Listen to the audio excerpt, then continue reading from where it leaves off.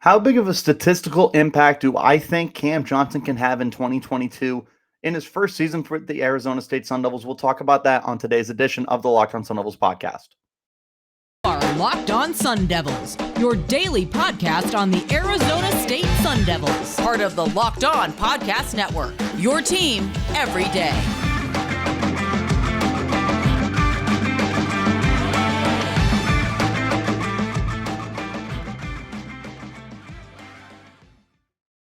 And welcome back to the Locked On Sun Devils podcast. My name is Richie Bradshaw, and I will be your guide for everything Arizona State Sun Devils. Thank you guys so much for making us your first listen every day.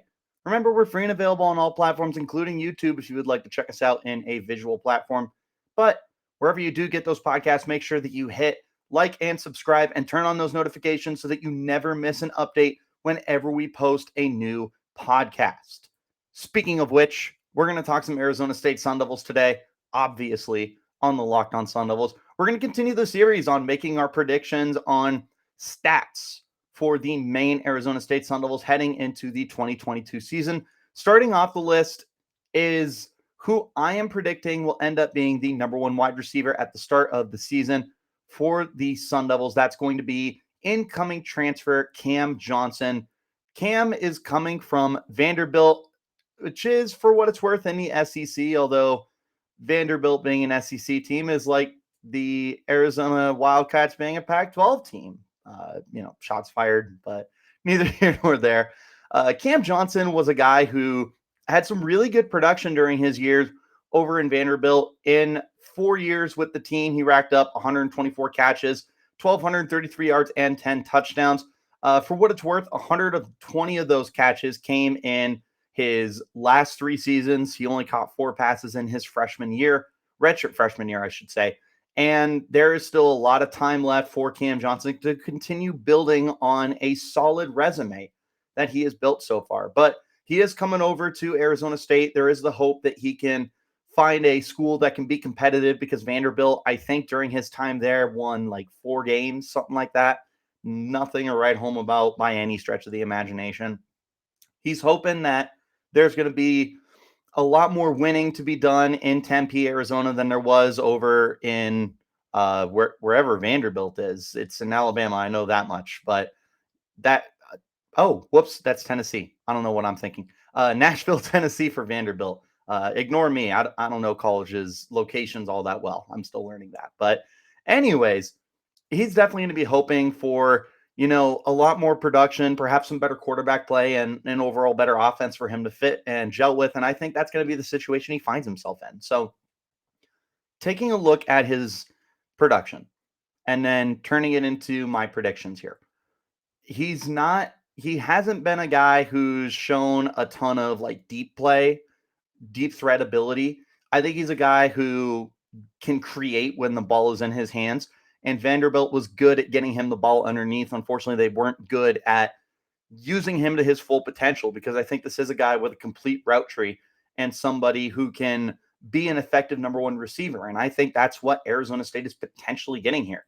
They're getting a guy with sure hands and someone, again, he can create when the ball's in his hands. You turn on the film that you can find on him, and he's somebody who's constantly looking to make a man miss and is ready to just explode at any opportunity. I think that Vanderbilt wasn't able to get the best out of Cam Johnson, and I'm hoping that Arizona State can. So in the first segment here, what I'm going to be looking at, it's going to be a little different than what we've done for the previous couple of guys. I'm going to be looking at his receiving yards first. Then we'll take a look in the second segment at both receptions and touchdowns, and then kind of an overall conclusion in the final segment. So looking first at the receiving yards. I think that Cam Johnson, like I said, I think he's on an inside track to be the team's number one receiver this year. There's not a lot of proven guys back from last year. Bryan Thompson is 13 catches, 130 yards from a year ago. Andre Johnson, 12 catches, 186 yards, and 1 touchdown from a year ago. So the 2 receivers that are back from the team that were in the top 7 in receptions and yards, both were just 25 catches for a little over 300 yards and a single touchdown. There's a lot of opportunity here. Looking at the number one receiver from a year ago, Ricky Pearsall recorded 48 catches, 580 yards, and 4 touchdowns. Sure, that's probably going to be split up pretty evenly amongst the rest of the guys there. But I do think that there's an opportunity for Cam Johnson to go into the role that Ricky Pearsall had and almost replicate those numbers, which is something we'll get into here in a little bit. What I'm fascinated and interested in is the rest of the guys who are gone. So Rachaad White recorded 43 catches, 436 yards a year ago. But I already talked about yesterday how Xavier Valladay is likely to be the guy who's going to inherit those catches, those yards, and potentially the single touchdown he had through the air. Where I'm curious is LV Bunkley-Shelton, the team's number 2 receiver from a year ago, is gone. He recorded 33 catches, 418 yards, and 2 touchdowns. So you have your top 2 wide receivers are gone from the program, both via the transfer portal for what it's worth. And that's going to be giving you, what's that end up being? 81 receptions. Yeah, 81 receptions are on the table here. And yes, I do expect Bryan Thompson and Andre Johnson to at least double their reception numbers and get up to 13 and 24 catches respectively. But I think that a guy like Cam Johnson is going to come in and inherit probably a good majority of those opportunities, which is why for the receiving yards, I said that the highest I could see would be 900. And that's with the assumption that he's going to be the number 1 receiver and he's going to get, a lion's share of the targets. So if you were to combine Ricky Pearsall and Bunkley-Shelton's numbers, he does end up being at 998 receiving yards. And again, 81 receptions. I do not expect those to be Cam Johnson's numbers because that would mean that Bryan Thompson and Andre Johnson repeated what they did, and you really can't afford for that to happen. You need to evenly distribute those numbers out a little bit. But in a best case scenario, I do think that Cam Johnson's a guy who can flirt with 1,000 yards. I think he's more than a capable receiver of doing that. The biggest thing here is there's just so much opportunity for all of these guys. And I'm going to get into them too. We're going to talk about Bryan Thompson tomorrow. We're going to talk about Andre Johnson next week. There's a lot of opportunity for all of these receivers to step up and really get themselves tons of opportunities, tons of looks, tons of touches, just opportunity. There's a lot of that here, which is why I think a really good scenario here is Cam Johnson getting to about that 900-yard mark. We talked to him last week, and he mentioned that he really, really wants to hit 1,000 yards, and who can blame him? As he said, 1,000 yards, that's like the gold standard for wide receivers. Arizona State hasn't had a 1,000-yard receiver since Brandon Ayuk back in the 2019 season. And they really even haven't had a dominant receiver since him. Like Ricky Pearsall looked really, really solid last year, but as number 1 receiver still only had 580 yards. I think that Cam Johnson can be better than that. In a season where he was actually the feature guy for the offense at Vanderbilt, he recorded 56 catches and 545 yards. So sure, it's under 10 yards of reception, but again, I feel like that's more indicative of the offense he was playing with. Now, Arizona State isn't going to blow the doors off anyone, but they are certainly better than what the Commodores were able to put together when Cam Johnson was there. So again, back to the numbers. I think 900 is a ceiling here. I do think that 400 is probably a floor. I just don't see any scenario where he is in a Bryan Thompson or an Andre Johnson situation and he gets less than 200 receiving yards. I think Cam Johnson has just a very good opportunity to continue building on what he's done. Now, for what it's worth, 2 of his 3 seasons with major action at Vanderbilt, he was under 400 receiving yards. But putting an emphasis on this is Vanderbilt. This is not Arizona State. And yes, Arizona State's not Alabama, but they are light years ahead of what Vanderbilt is. Overall, I think I'm going to make my prediction 600 yards just because I think Arizona State is going to be such a run-heavy offense.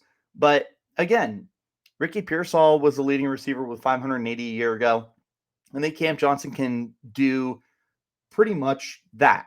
I think that's a good standard for Cam Johnson to walk in. I do anticipate him to do better, but if I were to put my name down on a prediction right now, it would probably be here on the 600-yard mark. I think he can be better. I really don't think he's any worse than that. I'm definitely on the Cam Johnson train, but maybe part of that's biased because I got to sit down with him and he's an awesome kid. Let's go ahead and hop into that first break, though. When we return, we're going to take a look at the receptions and the touchdown predictions that I have here for Cam Johnson on this edition of the Locked On Sun Devils podcast. This episode of Locked On Sun Devils is brought to you by Rock Auto. With the ever-increasing number of makes and models, it's now nearly impossible for your local chain auto parts store to stock all the parts you need for your car. Why endure often pointless or seemingly intimidating questions and wait while the person behind the counter orders the parts on their computer and choosing the only brand their warehouse happens to carry? You have computers with access to rockauto.com at home and in your pocket. Save time and money when using Rock Auto. Why choose to spend 30%, 50%, or even 100% more on the same parts from a chain store or car dealership? Rock Auto is a family business serving do-it-yourselfers for over 20 years with prices reliably low for every customer, ranging from everything you need from brake parts to tail lamps, motor oil, and even new carpet. Go and explore their easy-to-use website to find all the solutions to all your auto part needs. Go to rockauto.com right now and see all the parts available for your car or truck. Write Locked On in their How Did You Hear About Us box so they know that we sent you. Amazing selection, reliably low prices, all the parts that your car will ever need at rockauto.com.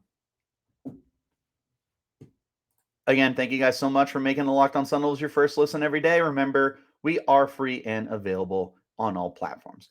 Let's hop back into our conversation about Cam Johnson and his stats that I'm predicting this year. I said 600 receiving yards, but I'm really putting an emphasis that I think he can be a lot better than that. Let's take a look at receptions here to start. In a best case scenario, I think this is a 70 catch guy. He flirted with that when he was at Vanderbilt in 2020. He had 56. For what it's worth, that was in a 9-game season too. Remember, 2020 was a COVID-shortened year. He put up 56 catches in a 9-game season. Ideally, he gets to play 13 games at Vanderbilt. He's not. He's only playing the 12-game season. But even then, averaging 7 catches a game, he would have had an 84 reception season. So this is a guy who is completely capable of putting up some really, really good numbers when the opportunity presents itself. I'm really bad at math. That's 6.5 catches a game. Neither here nor there. Point is, Cam Johnson is a guy who I trust to be able to really be that check down option for the team. And I think that Arizona State does like to be able to use an underneath option and get the ball into a guy's hands quickly and allow him to make a move when the ball's in his hands. Because of that, I think that Cam Johnson could be in for a high volume season. I think 70 catches is within his realm. I think that he could also be in a 35 catch realm, which is my low prediction that I have for him here. LV Bunkley-Shelton a year ago was a 33 catch guy as a number 2 receiver. In a situation where the Sun Devils truly are as run heavy as I anticipate them to be, you might not see a lot of action in the passing game, which could result in Cam Johnson just not getting the volume. Again, in his 3 main seasons at Vanderbilt, he had 2 seasons where he was 34 catches or less, 34 and 30 respectively. So this is a guy who maybe he's not your featured weapon, and because of that, he just doesn't get the volume that I think he deserves. With that in mind, I think, again, like I just said, this guy deserves it. This is a guy who I think, will make the most of his opportunities. And just with everything that's absent, again, your top 4 receivers from a year ago are gone in the forms of Ricky Pearsall, Rachaad White, LV Bunkley-Shelton, and we haven't mentioned yet Curtis Hodges, the tight end. They're all gone. So there's a lot of room here. A lot of room for volume to be garnered. And I think that Cam Johnson's in a very good position to get a lot of that which is why for my prediction, I'm going to go 50 receptions here. So far, I've got 50 receptions for 600 yards for Cam Johnson. I think that that's a pretty fair prediction here because everything is there for him. I just don't see Bryan Thompson and Andre Johnson becoming massive target hogs. As much as I would love them to be, I've talked very highly about Bryan Thompson being a rebound guy, and we're all hoping that Andre Johnson can finally put together a complete season for the team. But Cam Johnson's the most proven guy. I think he's the one that you should probably lean on the most and turn to be your go-to guy. I think not only is he somebody who can be the create underneath player, I think he could also be a security blanket for the team. I think he is the guy that you go to on third and shorts or third and mediums.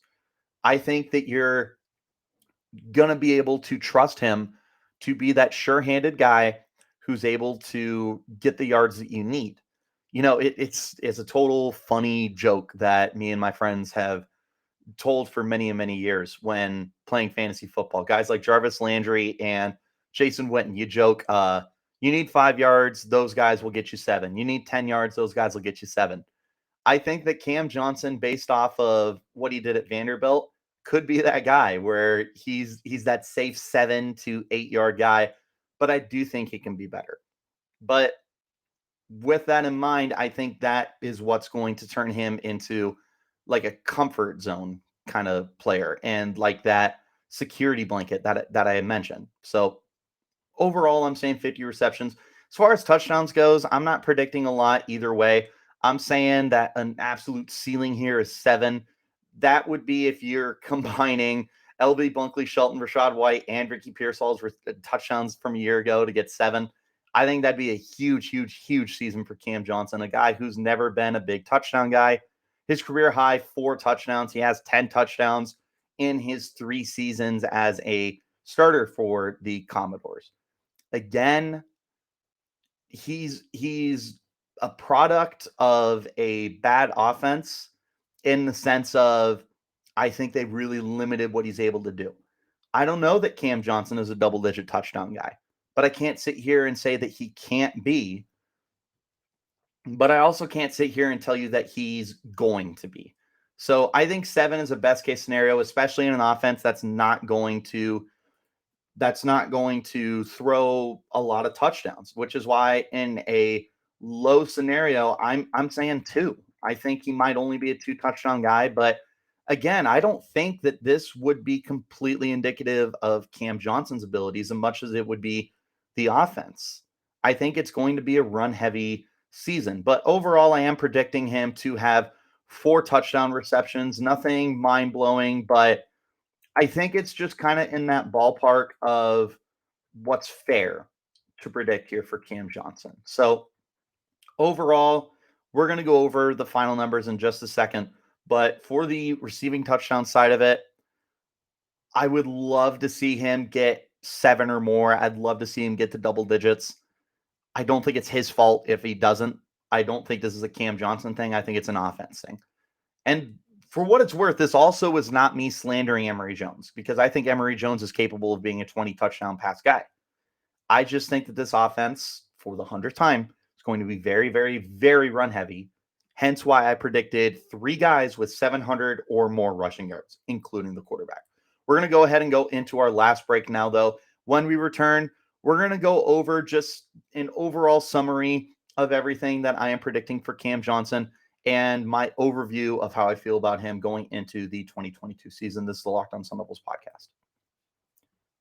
BetOnline.net is still your number one source for all your betting needs and sports information. Find all the latest sports developments, league reviews, and news, including this year's NHL playoffs and Major League Baseball. BetOnline is your continued source for all your sports wagering information, including live betting, esports, and more. And BetOnline remains the best spot for all your sports scores, podcasts, and news this season. BetOnline.net is the fastest and easiest way to check all your favorite sports and events, including MMA, boxing, and golf. Head to the website today or use your mobile device to learn more about the trends and action. BetOnline, where the game starts. Make sure that you guys are tuning in to the Locked On Pac-12 podcast and making that your second listen of the day. Host Spencer McLaughlin and local experts on Locked On take you across the Pac-12 in 30 minutes or less. Make sure that that's your second listen of the day. Again, that's the Locked On Pac-12 podcast. All right. Breaking down everything that I have here for Cam Johnson. I think that this is a number one receiver.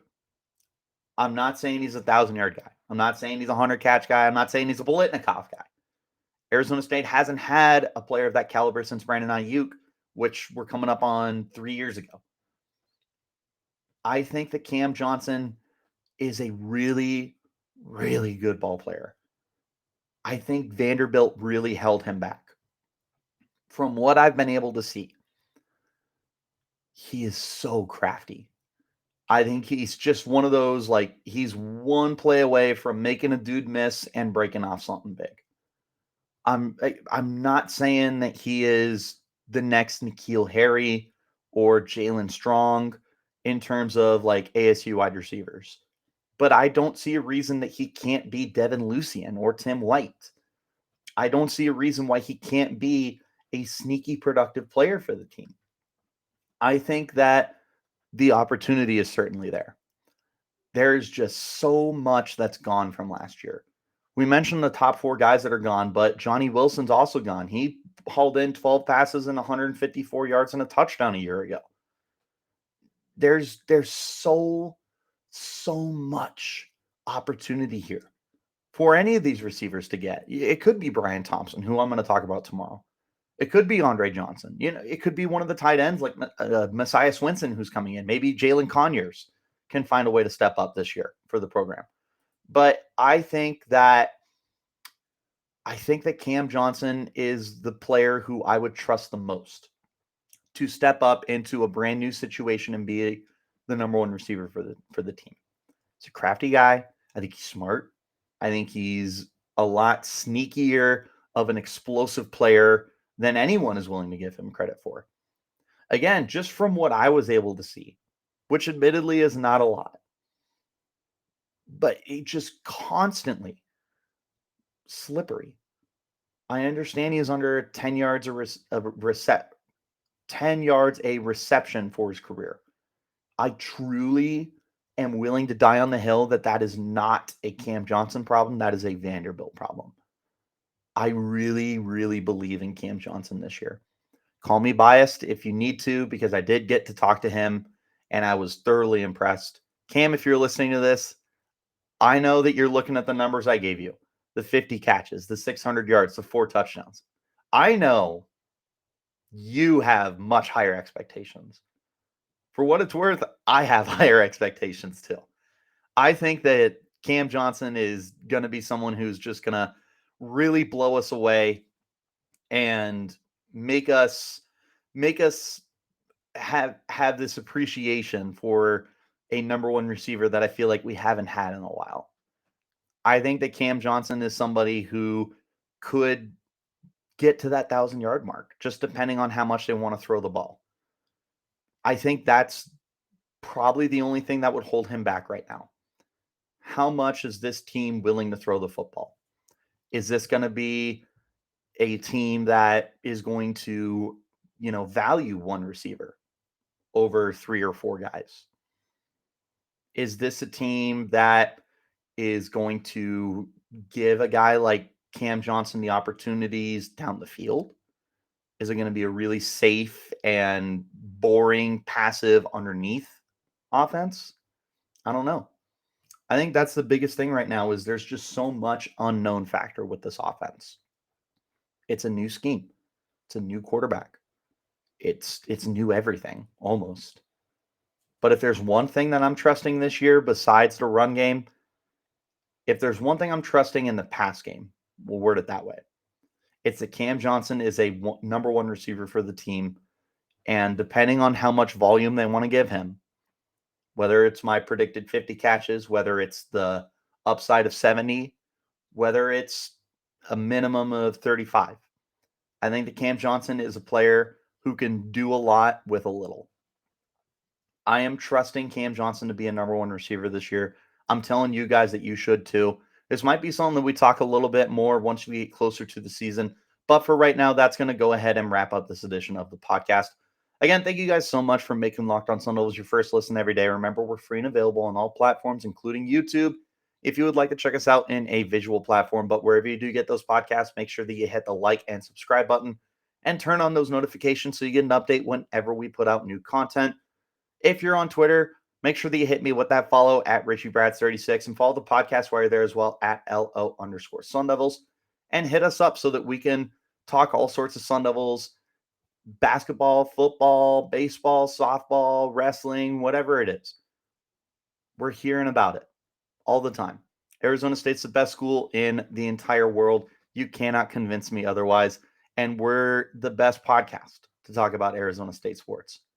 But until next time, guys, you keep it locked right here on Locked On Sun Devils.